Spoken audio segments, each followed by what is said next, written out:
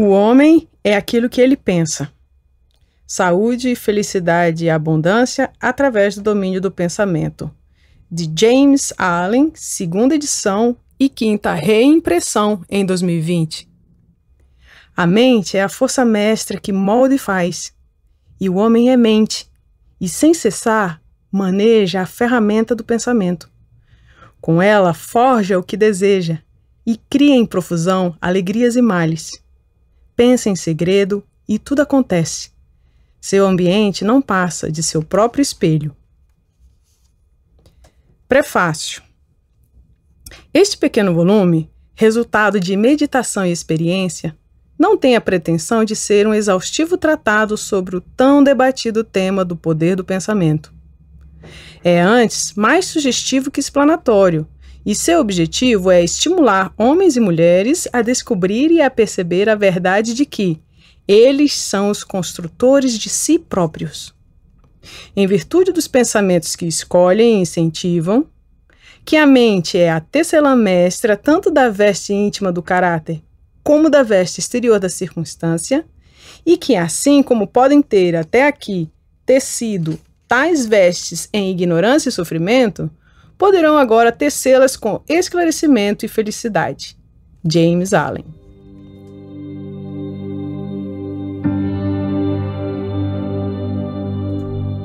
Pensamento e caráter.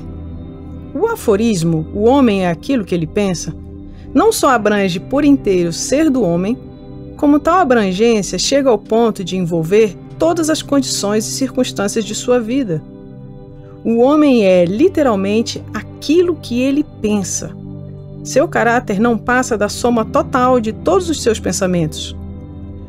Assim como a planta brota, e não poderia brotar se não fosse a semente, também cada ato do homem brota das sementes ocultas do pensamento, e sem elas não poderia surgir. Isso se aplica igualmente àqueles atos ditos espontâneos e não premeditados, e aos que são deliberadamente praticados. O ato é a flor do pensamento, e a alegria e o sofrimento seus frutos, e assim vai recolhendo o homem o produto doce ou amargo de sua própria seara. Ainda na mente é o pensamento que nos molda. O que somos foi construído na forja das ideias. Se de maus pensamentos nos alimentamos, cada um deles será seguido pela dor do mesmo modo que a roda do carro segue os bois.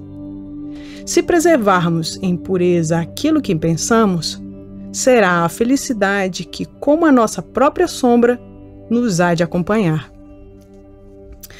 O homem é um produto da lei e não do artifício, e causa e efeito são tão absolutos e inevitáveis no plano secreto do pensamento quanto no mundo das coisas visíveis e materiais.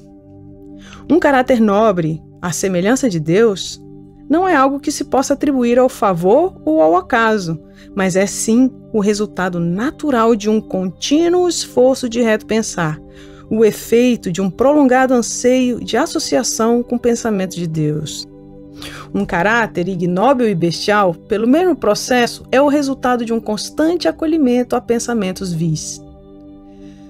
O homem por si mesmo se faz ou se destrói. No arsenal das ideias, forja as armas com que ele próprio se destrói.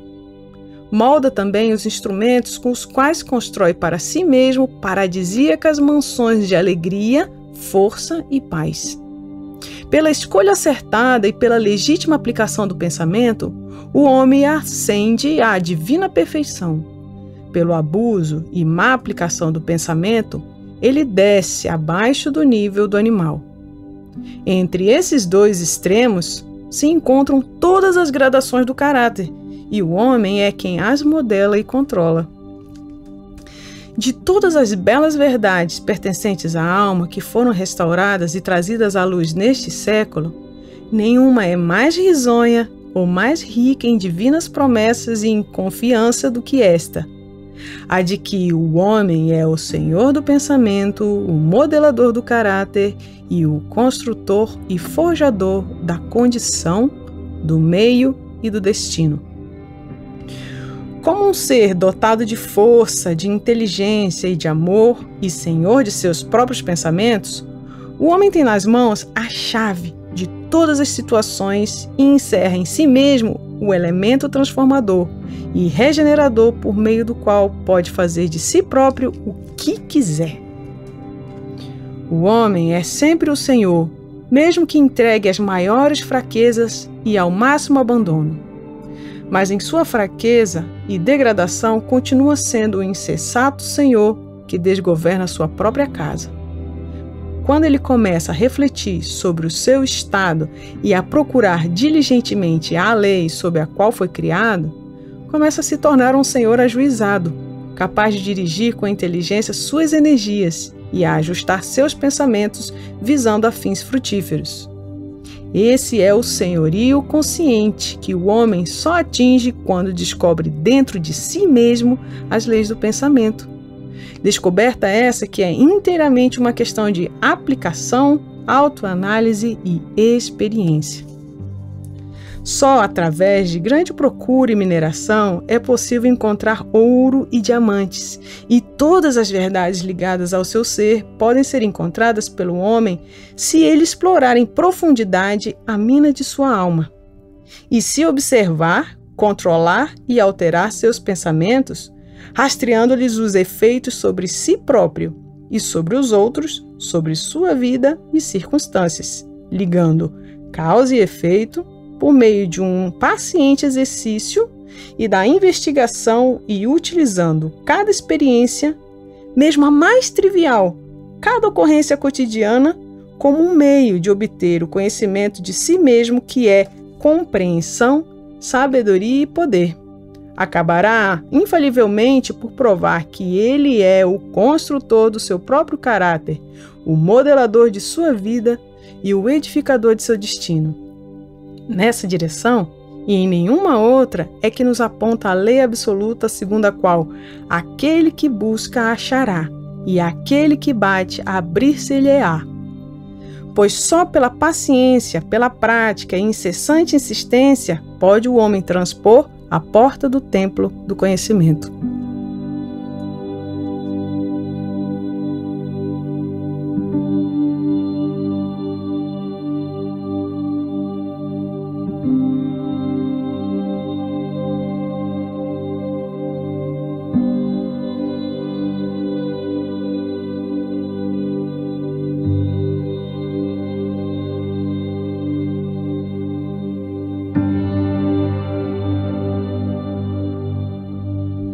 Efeito dos pensamentos sobre as circunstâncias.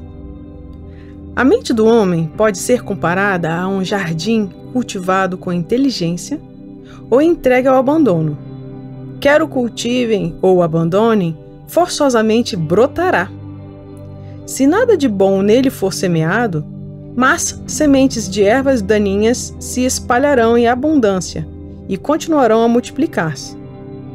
Assim como um jardineiro cultiva sua terra, conservando-a livre do mato e plantando flores e frutos que lhes são necessários, assim também o homem cultiva o jardim de sua mente, arrancando todos os pensamentos maus, inúteis e impuros, e cultivando, com vistas à perfeição, as flores e os frutos de pensamentos justos, úteis e puros.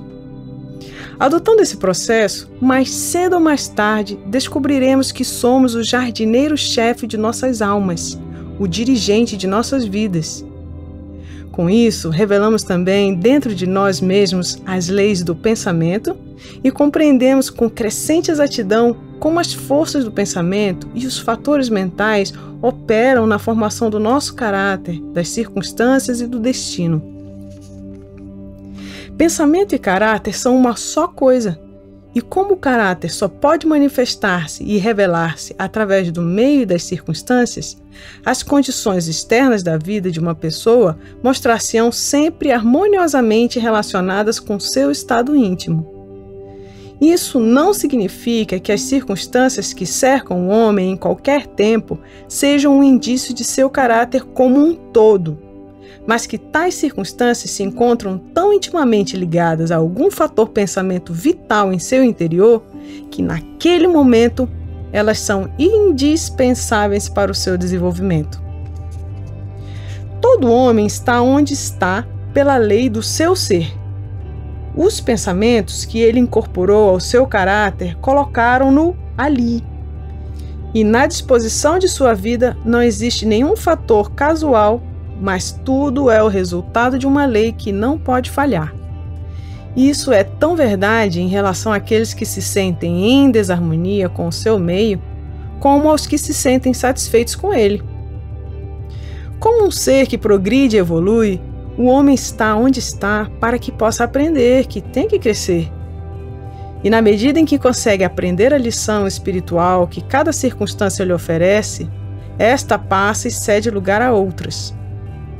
O homem é golpeado pelas circunstâncias enquanto acredita ser ele próprio o produto de condições externas.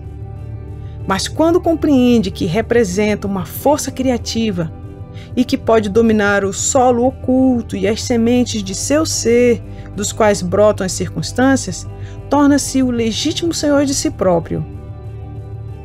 Que as circunstâncias nascem do pensamento é algo que todo homem que tenha praticado durante algum tempo o autocontrole e a autopurificação sabe, pois terá notado que a modificação de tudo o que lhe ocorre se operou na exata proporção em que ele modificou o seu estado mental. Isso é tão verdade que quando nos aplicamos sinceramente a corrigir os defeitos de nosso caráter e fazemos rápidos e marcantes progressos, em pouco tempo passamos por uma série de vicissitudes. A alma atrai aquilo que ela secretamente abriga, aquilo que ela ama e também aquilo que teme. Ela atinge o apogeu de suas mais caras aspirações e desce ao nível de seus desejos impuros, e as circunstâncias são os meios pelos quais a alma recebe o que lhe é devido. Toda semente pensamento que se semeie ou deixe cair e arraigar-se na mente, multiplica-se, e mais cedo ou mais tarde, dela brota o ato, trazendo os frutos de oportunidade e circunstância próprios de sua espécie. Bons pensamentos darão bons frutos, maus pensamentos, maus frutos.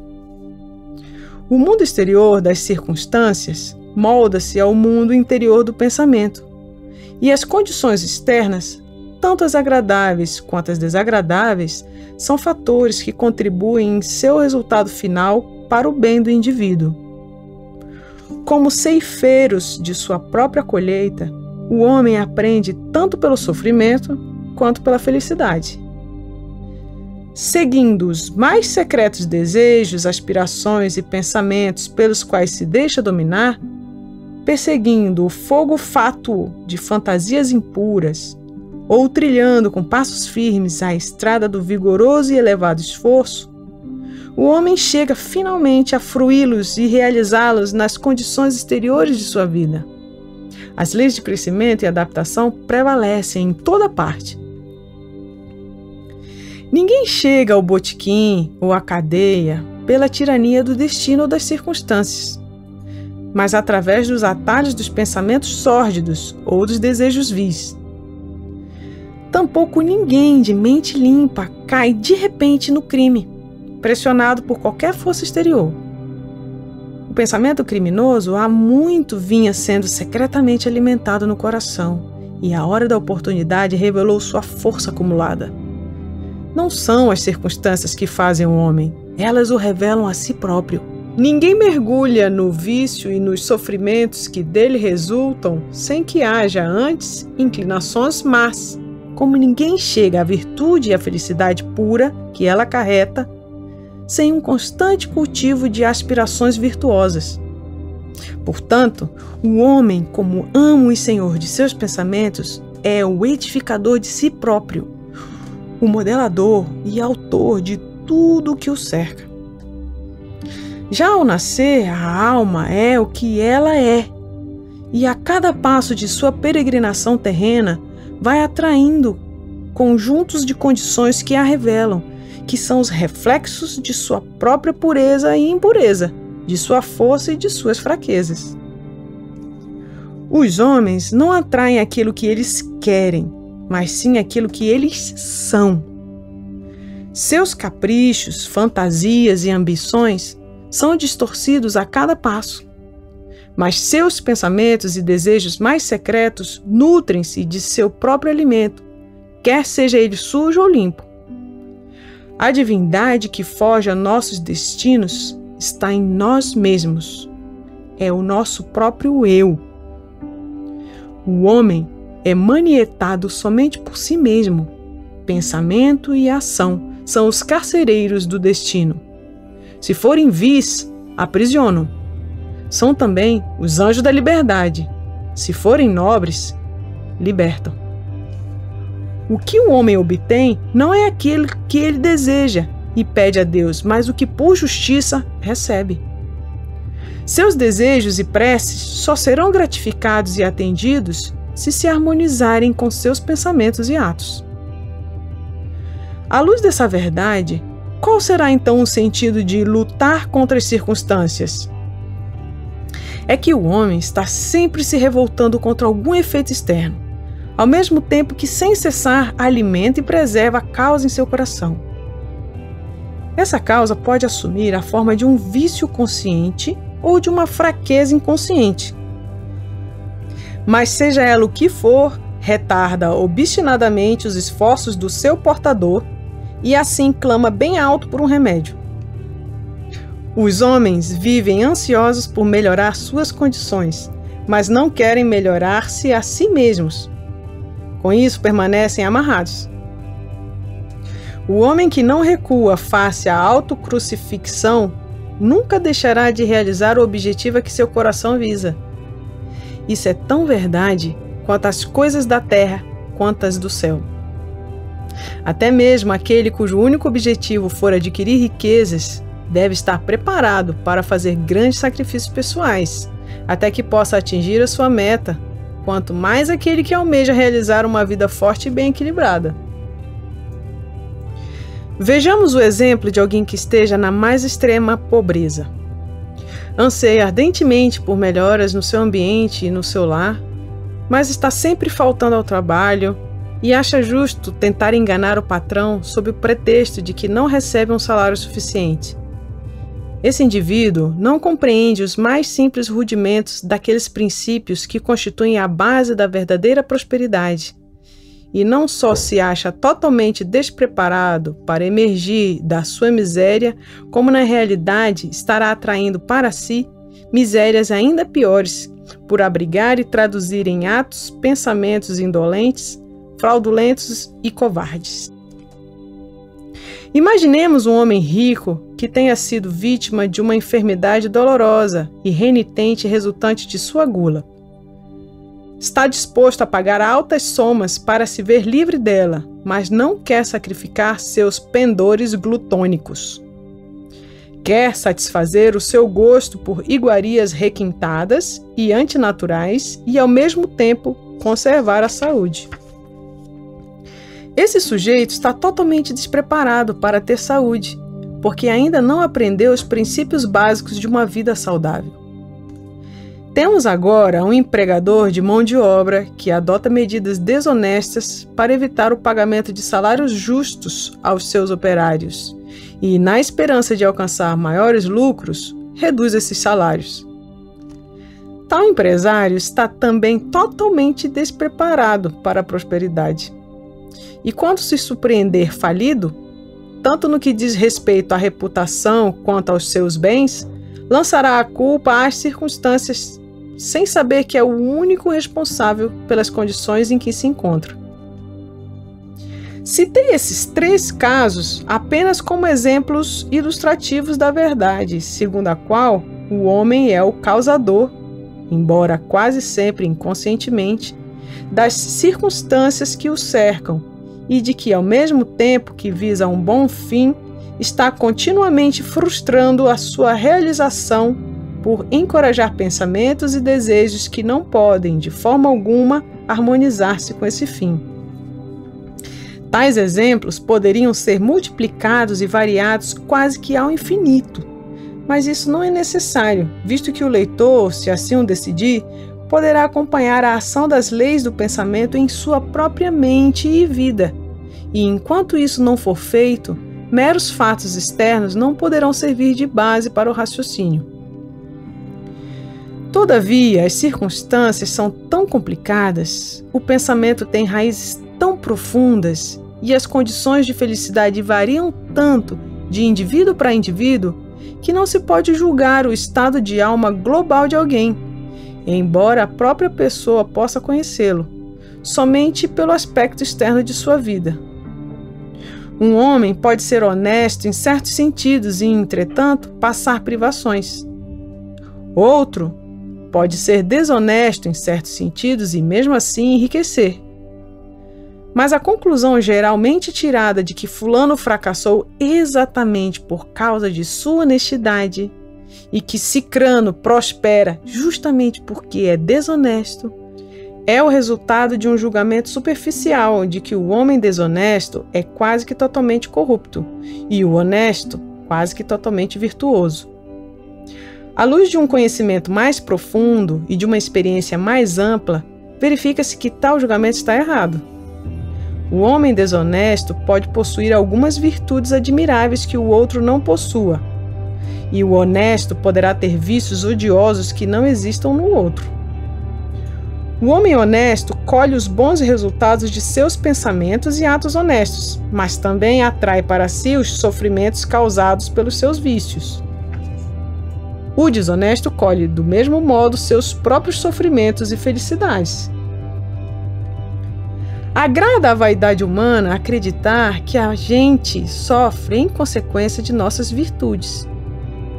Mas enquanto o homem não tiver extirpado de sua mente todo pensamento doentio, amargo e impuro, e não tiver lavado em sua alma a última nódoa do pecado, não terá condições de saber e declarar que seus sofrimentos são o resultado de suas boas qualidades e não das más.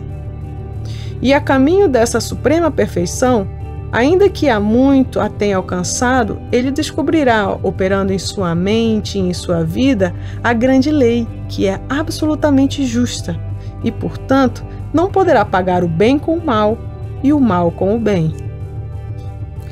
De posse de tal conhecimento, ele saberá então, volvendo os olhos para sua passada ignorância e cegueira, que sua vida é e sempre foi ordenada com justiça e que todas as suas experiências passadas, boas e más, foram o produto equitativo de seu próprio ser não evoluído, mas em evolução. Bons pensamentos e atos jamais produzirão maus resultados. Maus pensamentos e atos jamais produzirão bons resultados. Isso equivale a dizer que do trigo só poderá nascer trigo e de urtigas só urtigas. Nós entendemos essa lei no mundo natural e trabalhamos com ela, mas poucos são os que a entendem no mundo mental e moral, embora sua ação nele seja igualmente simples e inevitável, e, portanto, não cooperam com ela. O sofrimento é sempre o efeito do pensamento errado em algum sentido. É um indício de que o indivíduo está em desarmonia consigo mesmo, com a lei do seu ser. A exclusiva e suprema utilidade da dor é a de purificar, de queimar tudo que é inútil e impuro. Para aquele que é puro, a dor deixa de existir. Não teria sentido levar o ouro ao fogo depois que a ganga já foi eliminada, e um ser perfeitamente puro e esclarecido não poderia sofrer. As circunstâncias que o homem enfrenta no sofrimento são o resultado de sua própria desarmonia mental. As circunstâncias que o homem enfrenta e recebe com bem-aventurança são o resultado de sua própria harmonia mental. A bem-aventurança, não os bens materiais, é a medida do pensamento reto. A infelicidade, não a falta de bens materiais, é a medida do pensamento errado. Um homem pode ser amaldiçoado e rico, pode ser abençoado e pobre. Bênçãos e riquezas só se juntam quando as riquezas são justas e sabiamente usadas, e o pobre só se torna miserável quando considera sua sorte como um fardo injustamente imposto. Indigência e vício são os dois extremos da infelicidade. Ambos são igualmente antinaturais e o resultado de desordem mental. Homem algum atinge um condicionamento adequado enquanto não se sente feliz, saudável e próspero. E a felicidade, a saúde e a prosperidade são o resultado de um harmonioso ajustamento do interior ao exterior, do homem ao seu meio. O homem só começa a ser homem quando para de lamentar-se e de proferir injúrias, e começa a buscar a justiça oculta que regula sua vida. E na medida em que adapta sua mente a esse fator regulador, deixa de acusar os outros de serem a causa de sua situação e começa a edificar-se com pensamentos fortes e nobres. Para de espernear contra as circunstâncias e começa a usá-las como ajudas para alcançar um progresso mais rápido e como um meio de descobrir dentro de si próprio forças e possibilidades ocultas. A lei e não a confusão é o princípio dominante no universo. Justiça e não injustiça constitui a alma e substância da vida. Honestidade e não corrupção é a força modeladora e impulsionadora do governo espiritual do mundo. Assim sendo, o homem tem apenas que endireitar a si próprio para endireitar o universo. E durante o processo de endireitar-se, ele descobrirá que, na medida em que modifica seus pensamentos em relação às coisas e ao próximo, as coisas e o próximo se modificam em relação a ele. A prova dessa verdade está em toda pessoa e, portanto, poderá ser facilmente investigada por meio de uma introspecção sistemática e da autoanálise. Modifique alguém radicalmente seus pensamentos e se assombrará ante a rápida transformação que isso efetuará nas condições materiais de sua vida. Imaginamos que o pensamento pode ser mantido em segredo, mas não pode. Ele se cristaliza rapidamente em hábitos e os hábitos se concretizam em circunstâncias. Pensamentos animalescos cristalizam-se em hábitos de embriaguez e sensualidade, os quais, por sua vez, se concretizam em circunstâncias de miséria e doença. Pensamentos impuros de qualquer tipo cristalizam-se em hábitos enervantes e tumultuantes, os quais se concretizam em circunstâncias confusas e adversas. Pensamentos de medo, dúvida e indecisão cristalizam-se em hábitos fracos, covardes e irresolutos, os quais se concretizam em circunstâncias de fracasso, indigência e servil dependência. Pensamentos preguiçosos cristalizam-se em hábitos de falta de higiene e desonestidade, os quais se concretizam em circunstâncias de sujeira e mendicância. Pensamentos de ódio e condenação cristalizam-se em hábitos de acusação e violência, os quais se concretizam em circunstâncias de injúria e perseguição. Pensamentos egoístas de todos os tipos cristalizam-se em hábitos de egocentrismo, que se concretizam em circunstâncias mais ou menos infelicitantes. Por outro lado, bons pensamentos de todos os tipos cristalizam-se em hábitos de gentileza e bondade, os quais se concretizam em circunstâncias risonhas e luminosas. Pensamentos puros cristalizam-se em hábitos de temperança e de autocontrole, os quais se concretizam em circunstâncias de repouso e de paz. Pensamentos de coragem, autoconfiança e decisão cristalizam-se em hábitos viris, os quais se concretizam em circunstâncias de êxito, abundância e liberdade. Pensamentos enérgicos cristalizam-se em hábitos de limpeza e atividade, os quais se concretizam em circunstâncias de satisfação. Pensamentos amáveis e de perdão cristalizam-se em hábitos de gentileza, que se concretizam em circunstâncias protetoras e preservadoras. Pensamentos de amor e de altruísmo cristalizam-se em hábitos de disposição espontânea para perdoar, os quais se concretizam em circunstâncias de segura e duradoura prosperidade e verdadeira riqueza. A persistência em determinada linha de pensamento, seja ela boa ou má, não pode deixar de produzir seus efeitos sobre o caráter e as circunstâncias. Ninguém pode escolher diretamente as circunstâncias de sua vida, mas podemos escolher nossos pensamentos e, assim, indireta, porém seguramente, moldar nossa situação. A natureza ajuda todo homem na gratificação dos pensamentos que ele mais estimula, e apresentam-se oportunidades que trazem mais rapidamente à tona tanto os maus como os bons pensamentos. Ponha um homem paradeiro a seus pensamentos pecaminosos e o mundo todo se abrandará em torno dele, mostrando-se pronto para ajudá-lo.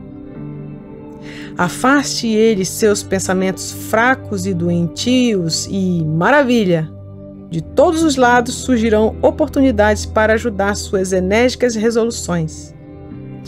Que ele encoraje seus bons pensamentos e nenhum mau destino o amarrará à miséria e à vergonha. O mundo é o seu caleidoscópio e as múltiplas combinações de cores que a cada minuto sucessivo se apresenta a você são as imagens estranhamente adaptadas de seus pensamentos em permanente mutação. Tu serás aquilo que desejares ser. Deixa que o fracasso descubra o seu falso conteúdo. Nas circunstâncias desse pobre mundo, o espírito, porém, o despreza e é livre. Ele domina o tempo e conquista o espaço. Ele intimida o acaso, esse presumido embusteiro, e ordena à tirana circunstância que troque a coroa pelo posto de escrava. A humana vontade, essa invisível força, nascida de uma alma imortal, pode abrir caminhos para qualquer meta, embora muros de granito se lhe anteponham. Não te impaciente a longa espera. Suporta-a como alguém que compreende. Quando o espírito se ergue e assume o comando, os deuses estão prontos para obedecer.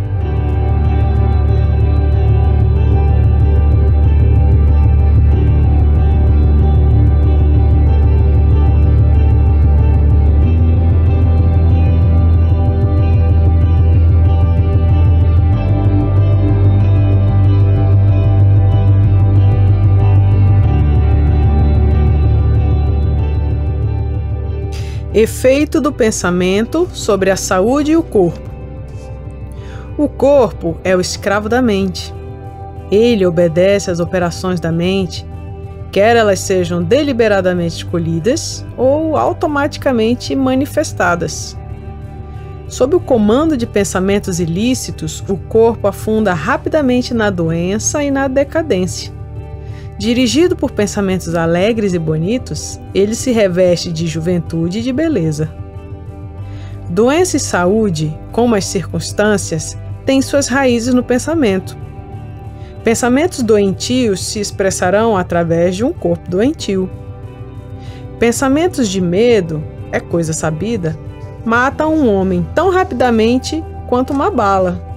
E, embora não tão rapidamente, matam sem cessar milhares de pessoas. Os indivíduos que vivem sob o medo da doença são os que adoecem. A angústia leva todo o corpo a entrar num rápido processo de abatimento e o deixa aberto às enfermidades. Por outro lado, pensamentos impuros, mesmo que fisicamente não consentidos, não tardarão a destruir o sistema nervoso. Pensamentos fortes, puros e felizes edificam o corpo em vigor e graça. O corpo é um instrumento plástico e delicado que responde prontamente aos pensamentos que o impressionaram e hábitos mentais produzirão nele os respectivos efeitos, sejam eles bons ou maus. Os homens continuarão a ter o sangue impuro e envenenado enquanto propagarem pensamentos sujos. De um coração limpo, brotam uma vida limpa e um corpo limpo. De uma mente corrompida, brotam uma vida corrupta e um corpo deteriorado. O pensamento é fonte de ação, de vida e de manifestação. Torne essa fonte pura e tudo será puro. Mudar de regime alimentar de nada adiantará ao homem que não mudar seus pensamentos. Quando alguém purifica seus pensamentos, passa a não desejar mais alimentos impuros. Pensamentos sadios fazem hábitos sadios. O suposto santo que não lava seu corpo não é um santo. Quem fortalece e purifica seus pensamentos não precisa preocupar-se com o perigo dos micróbios. Se você quiser aperfeiçoar seu corpo, preserve sua mente. Se quiser renovar seu corpo, embeleze sua mente. Pensamentos de malícia, inveja, desapontamento, desânimo privam o corpo de sua saúde e de sua graça. Uma fisionomia carrancuda não é produto do acaso, é resultado de pensamentos sombrios. Rugas que desfiguram são causadas pela insensatez, pela paixão e pelo orgulho. Conheço uma mulher de 96 anos que tem o semblante luminoso e inocente de uma menina. Conheço um homem que ainda está bem abaixo da meia-idade, cujo rosto é marcado por desarmoniosos contornos. O primeiro exemplo é o resultado de uma disposição meiga e radiante. O segundo é fruto da paixão e do descontentamento. Assim como você não pode ter uma habitação arejada e saudável se não permitir que o ar e a luz do sol penetrem em sua casa, também um corpo forte e uma aparência risonha, feliz ou serena só podem resultar de uma mente livremente aberta a pensamentos de alegria, boa vontade e serenidade. No rosto dos velhos há rugas deixadas pela bondade, outras por pensamentos fortes e impuros, e outras sulcadas pela paixão. Quem não as distinguiria?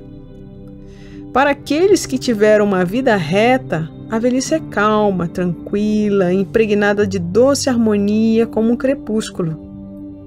Conheci recentemente um filósofo em seu leito de morte. Era velho só em anos.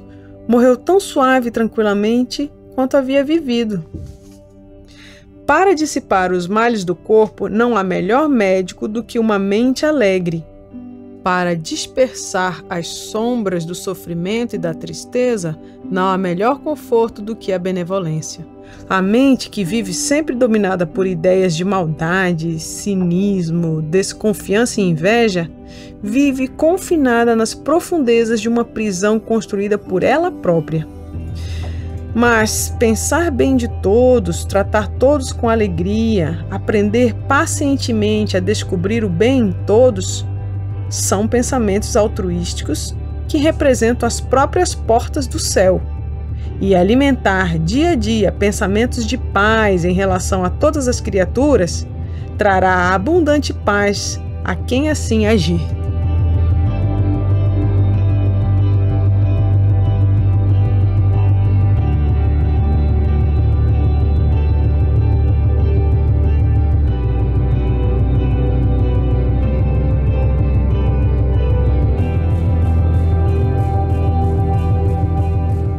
Pensamento e objetivo.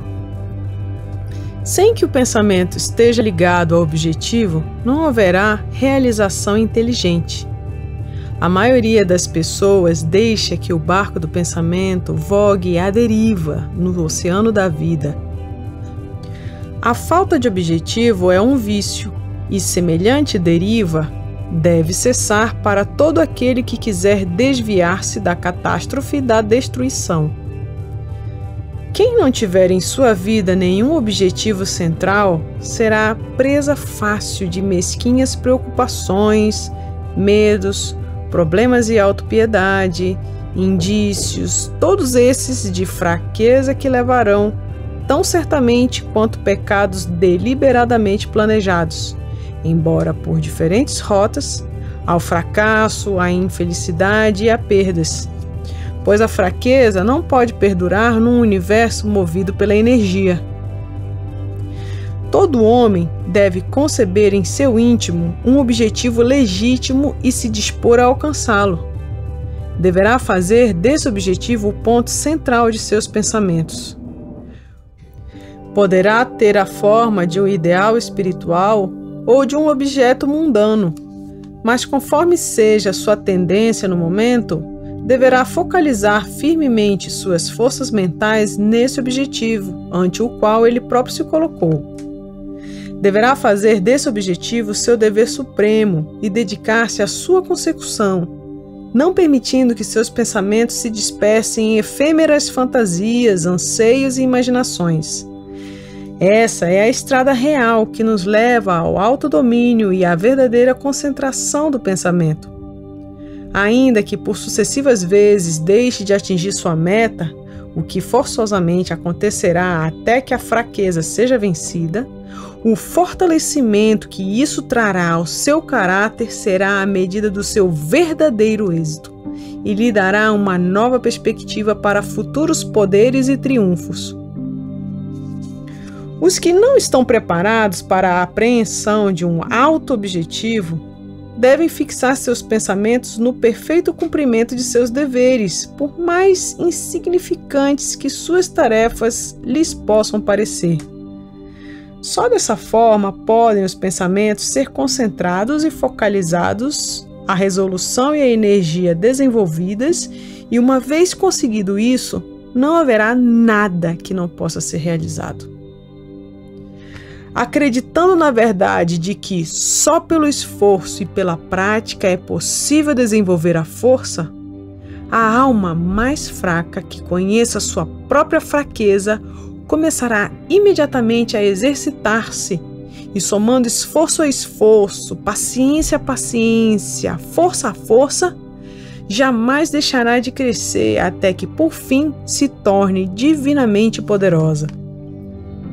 Do mesmo modo que o homem fisicamente fraco pode tornar-se forte mediante cuidadoso e paciente treinamento, o homem de pensamentos fracos pode revigorá-los exercitando-se na prática do reto pensar.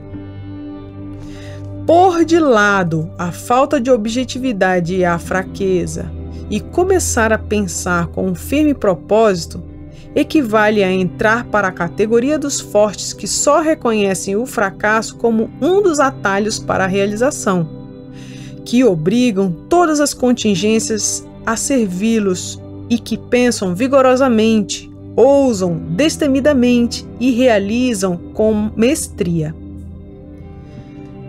Tendo determinado a sua meta, o homem deve traçar mentalmente um caminho reto para alcançá-la, seguindo-o sem olhar nem para a direita nem para a esquerda. Dúvidas e temores devem ser eliminados com rigor. Eles constituem elementos desintegradores que desviam a linha reta do esforço, tornando-a curva, ineficiente e inútil. Ideias de medo e de dúvida nunca realizam coisa alguma, nem poderiam. Sempre levam ao fracasso. Objetividade, energia, capacidade de realização e todos os pensamentos vigorosos cessam quando a dúvida e o medo se insinuam. A vontade de fazer brota do conhecimento de que podemos fazer. Dúvida e medo são os grandes inimigos do conhecimento, e quem os encoraja, quem não os destrói, atrapalha-se a cada passo. Quem derrotar a dúvida e o medo terá derrotado o fracasso. Seu próprio pensamento alia-se à força e todas as dificuldades são enfrentadas com bravura e vencidas com sabedoria. Seus objetivos são plantados no tempo certo e florescem e dão frutos que não caem prematuramente. O pensamento, aliado com destemor à determinação, se transforma em força criativa. Quem tiver conhecimento disso, estará pronto para tornar-se algo mais alto e mais forte do que um mero feixe de pensamentos vacilantes e de sensações instáveis. Quem fizer isso se transforma no manejador consciente e inteligente de suas forças mentais.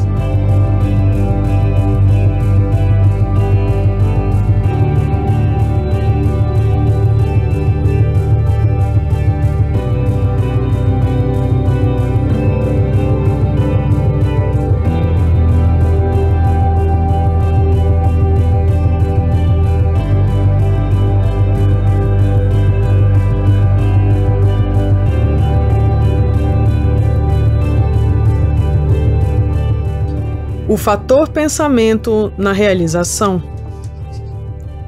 Tudo que o homem realiza e tudo que ele deixa de realizar é o resultado direto de seus próprios pensamentos. Num universo perfeitamente ordenado, no qual a perda do equilíbrio significaria destruição total, a responsabilidade individual deve ser absoluta. A fraqueza e a força de um homem, a pureza e a impureza são suas e não de outro homem. São produzidas por ele próprio e não por outrem. E só podem ser modificadas por ele mesmo, nunca por outro homem. Sua situação também lhe é própria e não de outra pessoa. Seu sofrimento e sua felicidade se desenvolvem em seu íntimo. Como ele pensa, assim ele é. Como continuar a pensar, assim permanecerá. Um homem forte não pode ajudar outro mais fraco, a menos que o mais fraco queira ser ajudado. E mesmo assim, o fraco terá de se tornar forte por si mesmo. Pelos seus próprios esforços, terá que adquirir a força que admira no outro. Ninguém, a não ser ele próprio, pode modificar seu estado. Era comum pensar-se e dizer-se: muitos homens são escravos porque um deles é opressor. Odiemos o opressor. Hoje, entretanto, existe entre um número cada vez maior de pessoas uma tendência para inverter esse julgamento e para dizer: um homem se torna opressor porque são muitos os escravos. Desprezemos os escravos. A verdade é que opressor e escravo são cooperadores na ignorância e, embora pareçam afligir uns aos outros, na realidade afligem-se a si próprios. Um conhecimento perfeito percebe a ação da lei na fraqueza do oprimido e na força mal aplicada do opressor. Um perfeito amor, vendo o sofrimento que ambas essas condições acarretam, não condena nenhum nem outro. Uma perfeita compaixão abraça tanto o opressor quanto o oprimido. Aquele que tiver vencido a fraqueza e eliminado todo o pensamento egoísta, não será nem opressor nem oprimido, será livre. O homem só pode subir, conquistar e realizar elevando seus pensamentos. Só pode permanecer fraco e abjeto e miserável se recusar a elevá-los. Antes de poder realizar qualquer coisa, mesmo no plano mundano, ele terá que elevar seus pensamentos acima da servil acomodação instintiva. Para ter sucesso, não pode renunciar a todo o instinto e a todo o egoísmo, de modo algum. Mas pelo menos uma parte desses dois elementos terá que ser sacrificada. O homem cujo primeiro pensamento é de instintiva autocomplacência jamais será capaz nem de pensar claramente, nem de planejar metodicamente.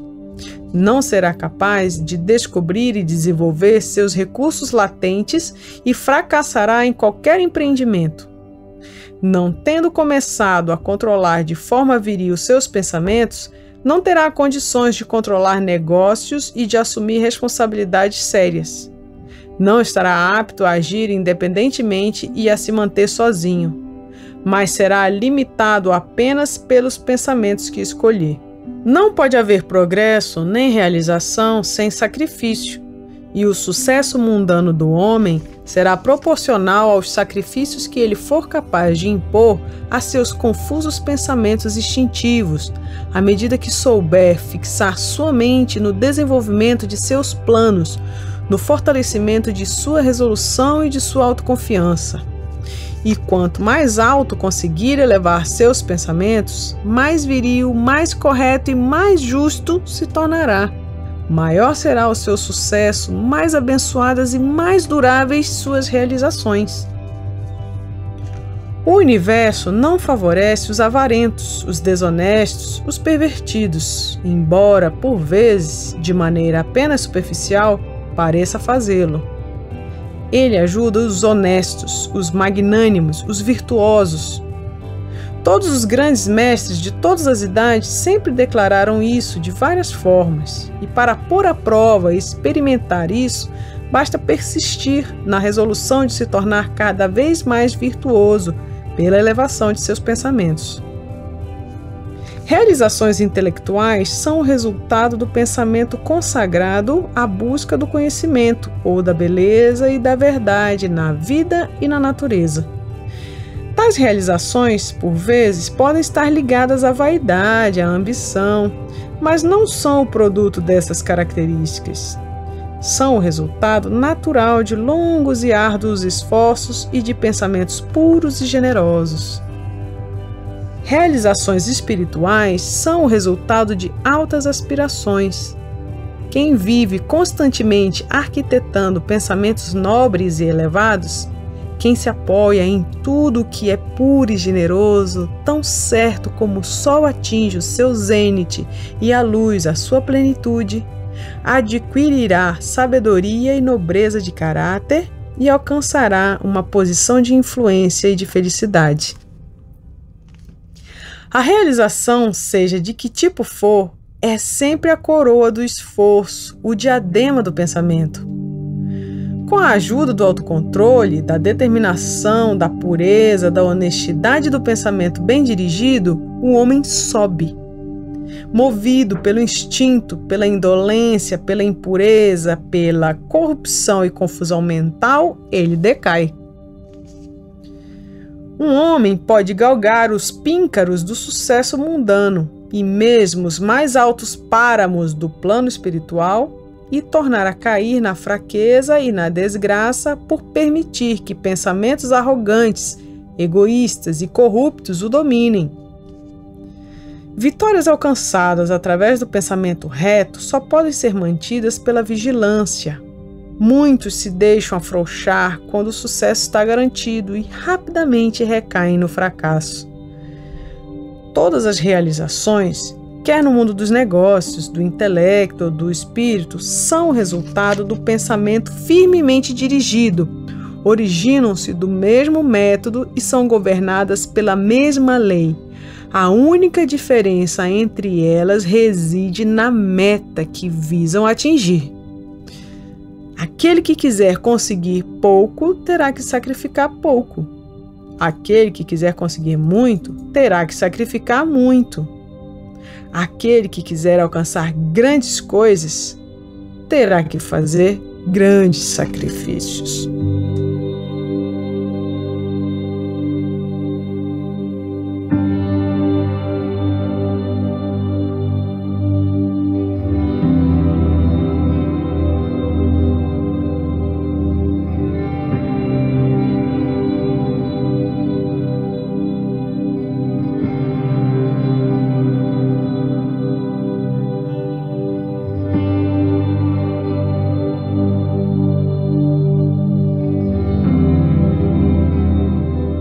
Visões e ideais.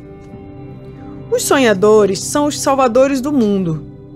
Assim como o mundo visível é sustentado pelo invisível, do mesmo modo os homens, através de todos os seus pecados, tribulações e sórdidas tendências, são alimentados pelas belas visões dos sonhadores solitários. A humanidade não pode esquecer os seus sonhadores. Não pode deixar que seus ideais se apaguem e morram. Vive neles, reconhece neles as realidades que um dia verá e conhecerá. Compositores, escultores, pintores, poetas, profetas e sábios são os construtores do pós-mundo, os arquitetos do céu. O mundo é bonito porque eles viveram. Sem eles, a humanidade que labuta pereceria. Todo aquele que em seu íntimo alimenta uma bela visão, o ideal elevado, um dia os atingirá. Colombo acalentou a visão de um outro mundo e o descobriu. Copérnico alimentou a visão de uma multiplicidade de mundos e de um universo mais amplo e a revelou. Buda sustentou o ideal de um mundo espiritual de imaculada beleza e perfeita paz e penetrou nele. Ame suas visões, ame seus ideais, ame a música que lhe toca o coração, a beleza que toma forma em sua mente, a amabilidade que reveste seus pensamentos mais puros, pois deles brotarão todas as situações felizes, todos os ambientes agradáveis. Se você simplesmente se mantiver fiel a eles, o seu mundo acabará se edificando. Desejar é obter, aspirar é alcançar. Acaso os mais baixos desejos do homem receberão a mais plena medida de recompensa e suas mais puras aspirações definharão por falta do alimento que as sustente? Essa não é a lei. Semelhante estado de coisas jamais justificará o pedi e recebereis. Sonhe sonhos altos e você há de se transformar naquilo que sonhou. Sua visão é a promessa do que um dia você será. Seu ideal é a profecia daquilo que você um dia finalmente revelará. A maior realização sempre foi no início e por algum tempo um sonho. O carvalho dorme em sua semente, o pássaro espera no ovo e na mais alta visão da alma um anjo inicia o seu despertar. Sonhos são os brotos das realidades. As circunstâncias de sua vida podem não ser adequadas, mas não permanecerão assim por muito tempo, se você puder ainda que apenas vislumbrar um ideal e lutar por atingi-lo. Você não pode viajar interiormente e permanecer exteriormente imóvel. Imaginemos um jovem duramente oprimido pela pobreza e pelo trabalho, confinado horas a fio numa oficina insalubre, analfabeto e carente de todas as formas de refinamento. Mas ele sonha com melhores coisas, pensa na inteligência, no refinamento, na graça e na beleza. Imagina e mentalmente constrói uma condição ideal de vida. A visão de uma liberdade mais ampla e de um escopo mais largo o domina. A inquietação o impele para a ação e ele utiliza tudo o que consegue poupar de seu tempo e de seus meios, por menos que pudessem representar, para desenvolver suas potencialidades e recursos latentes. Em muito pouco tempo, sua mente se modifica de tal forma que a oficina não mais pode contê-lo. Por tal forma, se desarmoniza com a sua mentalidade, que ela desaparece de sua vida como uma roupa que despimos. E com o aumento das oportunidades condizentes com o escopo de suas potencialidades em expansão, ele a abandona para sempre. Anos mais tarde, vamos encontrar esse jovem já feito homem maduro. Encontramo-lo já senhor de certas forças mentais que maneja com largo prestígio mundano e com um poder quase inigualado. Em suas mãos manobra os cordéis de gigantescas responsabilidades. Fala e, oh maravilha, vidas se transformam. Homens e mulheres bebem-lhe as palavras e reformam seus caracteres, e como um sol transforma-se no luminoso eixo em torno do qual giram inúmeros destinos. Realizou a visão de sua juventude, tornou-se um com o seu ideal. Você também, jovem leitor, realizará a visão, não o ocioso desejo, de seu coração, seja ela vil ou bela, ou uma mistura de ambos, pois há de gravitar sempre na direção daquilo que secretamente mais ama. Em suas mãos serão colocados os resultados exatos de seus próprios pensamentos. Você receberá aquilo que merece, nem mais, nem menos. Seja qual for o seu ambiente atual, você cairá, permanecerá nele ou se alçará com seus pensamentos, com a sua visão, com o seu ideal. Você se tornará tão pequeno quanto o desejo que o controla, tão grande quanto a aspiração que o domina. Nas belas palavras de Stanton Kirwan Davis, você pode estar fazendo suas contas e de repente sairá pela porta que por tanto tempo parecia ser uma barreira diante de seus ideais e se verá diante de uma audiência. A pena ainda enfiada por trás da orelha, o tinteiro ainda na mão, e nesse mesmo instante verá jorrar a torrente de sua inspiração. Poderá estar pastoreando carneiros e, em boquiaberto e bucólico espanto, passará a vagar pela cidade. Intrepidamente guiado pelo Espírito, entrará na sala do mestre e pouco tempo depois ele dirá: não tenho nada para te ensinar. E agora você, que há tão pouco tempo sonhava grandes coisas enquanto pastoreava carneiros, se tornou o mestre. Deixe de lado a serra e a plaina e assuma por si mesmo a regeneração do mundo. O irrefletido, o ignorante e o indolente, vendo apenas os efeitos aparentes das coisas e não as coisas em si, falam em sorte, em fortuna, em acaso. Vendo um homem enriquecer, dizem: que sujeito de sorte! Notando que um outro se intelectualiza, exclamam: como ele é bem dotado! E percebendo o espírito religioso e a ampla influência de outro, observam: como a sorte o ajuda a cada passo! Não veem as provações e os fracassos e as lutas que tais homens voluntariamente enfrentaram para alcançar a sua experiência.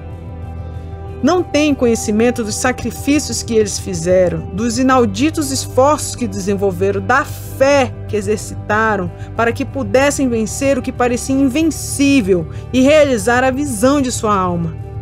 Desconhecem as trevas e os sofrimentos, veem apenas a luz e a alegria e chamam isso sorte. Não veem a longa e árdua jornada, mas apenas divisam a meta risonha e chamam-na boa estrela. Não compreendem o processo, mas só percebem o resultado e chamam-no acaso. Em todas as atividades humanas existem esforços e resultados, e a intensidade do esforço é a medida do resultado. O acaso não existe. Dons, potencialidades, bens materiais, intelectuais e espirituais são frutos do esforço, são pensamentos concluídos, alvos atingidos, visões realizadas.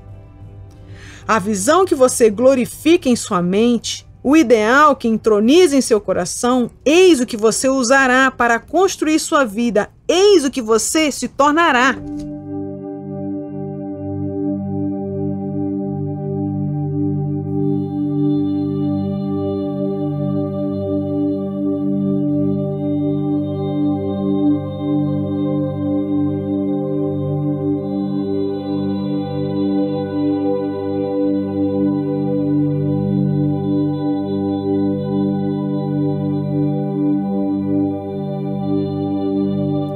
Serenidade. Serenidade de espírito é uma das mais belas joias da sabedoria. É o resultado de um longo e paciente esforço de autocontrole. Sua presença é indício de experiência madura e de um conhecimento bem pouco comum das leis e modos de operar do pensamento. Um homem se torna calmo na medida em que passa a compreender a si mesmo como um ser de pensamento evoluído, pois semelhante conhecimento exige a compreensão dos outros como resultado do pensamento. E na medida em que ele desenvolve uma compreensão correta e vê cada vez mais claramente as relações internas das coisas através da lei de causa e efeito, Deixe de se agitar e de se irritar, de se preocupar e de se queixar, e se torna equilibrado, firme, sereno. O homem calmo, tendo aprendido a governar-se, sabe como adaptar-se aos outros, e estes, por sua vez, reverenciam sua força espiritual e sentem que podem aprender com ele e confiar nele. Quanto mais tranquilo um homem se torna, maior o seu sucesso, sua influência, sua capacidade para o bem. Até mesmo o comerciante comum verá crescer a prosperidade de seu negócio na medida em que desenvolve um maior autocontrole e equanimidade, pois as pessoas sempre preferem lidar com alguém cujo comportamento é marcantemente igual. O homem forte e calmo é sempre amado e reverenciado. Assemelha-se a uma árvore que espalha sua sombra em terra sequiosa ou a uma rocha acolhedora em meio à tempestade. Quem não amará um coração tranquilo, uma vida equilibrada e cheia de doçura?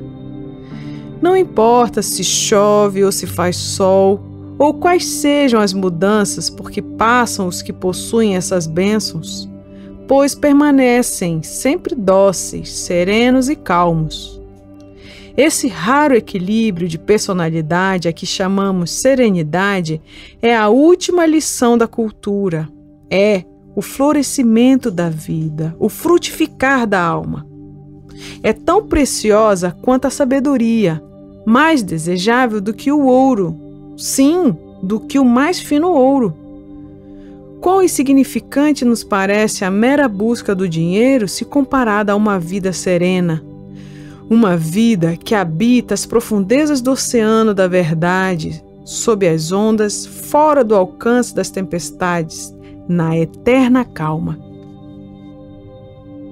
Quantas pessoas conhecemos que amarguram suas vidas, que arruinam tudo que existe de doce e de belo com temperamentos explosivos, que destroem o seu próprio equilíbrio pessoal e envenenam o próprio sangue. Seria o caso de perguntar se a grande maioria das criaturas não arruína a própria vida e estraga a própria felicidade por falta de autocontrole. Como são poucas as pessoas bem equilibradas que encontramos na vida. Como é raro encontrar-se aquele equilíbrio que é a característica de um caráter aprimorado. Sim, a humanidade se agita com incontrolada paixão, tumultua-se sob o desgovernado sofrimento, é varrida pelos vendavais da ansiedade e da dúvida. Só o homem sábio, só aquele cujos pensamentos são controlados e purificados, é capaz de impor obediências borrascas e vendavais da alma. Almas sacudidas por tempestades, onde quer que estiverdes, sejam quais forem as condições em que viveis, sabei disto. No oceano da vida, as ilhas da bem-aventurança estão sorrindo, e as ensolaradas praias de vosso ideal esperam por vós. Segurai com mão firme o leme do pensamento. Na barca de vossas almas repousa o piloto mestre. Ele apenas dorme. Despertai-o. Autocontrole é força. Pensamento reto é domínio. Calma é poder. Dizei a vossos corações: aquietai-vos e ficai em paz.